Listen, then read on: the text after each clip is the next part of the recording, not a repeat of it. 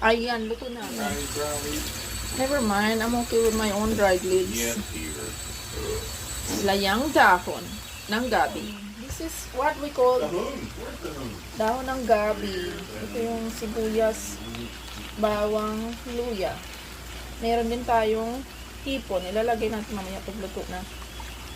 And then, let's cook this in coconut milk. Pakuluan natin isang oras para lutong-luto. Huwag daw haluin para hindi kumati. Takpan natin. Luto na. Luto na kaya hinahalo ko na yun.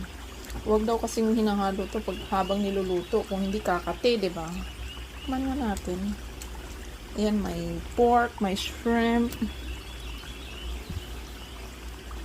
Ayan. Ipamimigay ko rin kasi to.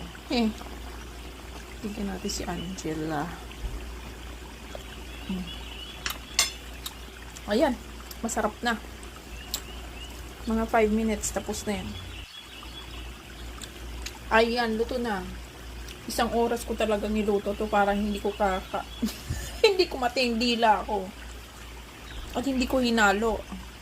Para lutong-luto. Ito kasi ganitong ganitong gabi. Usually, makatito eh. Pinugasan ko na nga. Hindi ko hinalo. Niluto ko ng isang oras. Harap na.